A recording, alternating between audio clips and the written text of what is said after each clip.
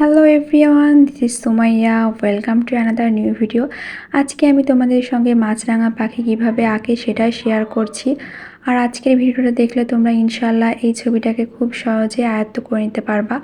তো চলে যাওয়া যাক ভিডিওতে। এর জন্য প্রথমে কিন্তু আমি মাছরাঙা পাখির যেই ঠোঁট হয় সেটা আঁকিয়ে নিয়েছি। এরপর আমি নিচের দিকে এইভাবে দাগটা টেনে দিব। আর আমাদের আঞ্চলিক ভাষায় কিন্তু এটাকে মাছরাঙা পাখি বলে। তো তোমাদের ওইদিকে কী বলে অবশ্যই আমাকে কমেন্ট সেকশনে জানিও।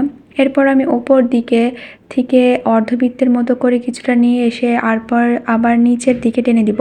তারপরে নিচে একটু এরকম বাঁকা বাঁকা করে দিয়ে আবার নিচে কিছুটা টেনে নিয়ে আবার বাঁকা বাঁকা করে লেজটা আঁকিয়ে নেব। এভাবে কিন্তু খুব ইজি প্রসেস ফলো করেই কিন্তু এই পাখিটা আঁকিয়ে নেওয়া যায়। এরপর আমি এখানে একটা ইউ শেপ দিয়ে দিয়েছি। আর পাশে কিন্তু আমি হাইলাইট করার জন্য আরেকটাও দাগ দিয়ে দিয়েছি। তারপর লেজের যে নিচ বরাবর থেকে কিন্তু আমি এরকম টেনে নিয়ে একটু বাঁকা করে নিয়ে আমি দুইটা পা আঁকিয়ে নিব। আর এইভাবে খুব সহজেই কিন্তু এই পাটা আঁকিয়ে নেওয়া যায়। এরপর আমি এইভাবে দাগ কেটে নিব।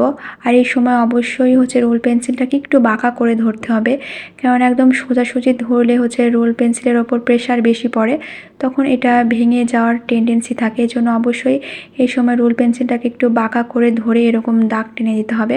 তাহলে যেখান থেকে দাগটা টানা হবে সেখানে কিন্তু এটার ডার্ক কালার হবে, আর যেদিকে ছেড়ে দেওয়া হবে সেদিকে কিন্তু এটার লাইট কালার হবে। আর এই কারণে একটা শেড ভাব চলে আসবে আর দেখতেও ভালো লাগবে।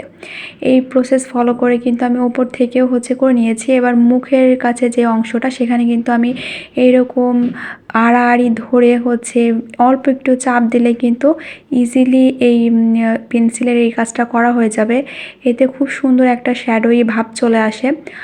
আর এই পাখিটির উপরে বিভিন্ন কালার থাকে, কিন্তু আমি যেহেতু কোনো কালার ব্যবহার করছি না, শুধু রোল পেন্সিল দিয়েই আমি পুরো ড্রয়িংটা করব, তাই আমি এখানে রোল পেন্সিল ব্যবহারই করছি। তো যারা এখানে কালার করতে চায়, তো স্কেচ ড্রয়িংটা শেষ হয়ে গেলে কিন্তু কালার অ্যাড করে নিতে পারে। এরপর আমি ওপরের সাইডে ঠিক একইভাবে কিন্তু হাইলাইট পয়েন্টগুলো বেশি ডার্ক করে নিব, যেন দেখতে ভালো লাগে। আর উপরের যে সাইডে আমি এভাবে আড়াআড়ি করে চেপে চেপে কালারটা করে নিয়েছিলাম, সেটাকে কিন্তু আমি আরও কয়েকবার রিপিট করেছি। আর উপরের যে অংশটা সেখানে কিন্তু আমি একটু ডার্ক কালার করে দিচ্ছি, যাতে দেখতে ভালো লাগে।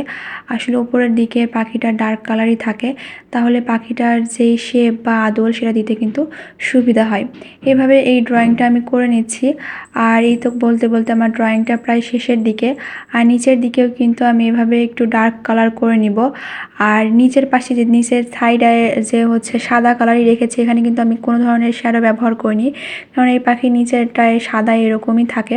তো এভাবে তোমরা খুব ইজি প্রসেস ফলো করে কিন্তু এই ড্রয়িংটা করে ফেলতে পারো। আজকের ভিডিওটি যদি ভালো লাগে তবে লাইক, কমেন্ট, শেয়ার দিয়ে পাশেই থেকো।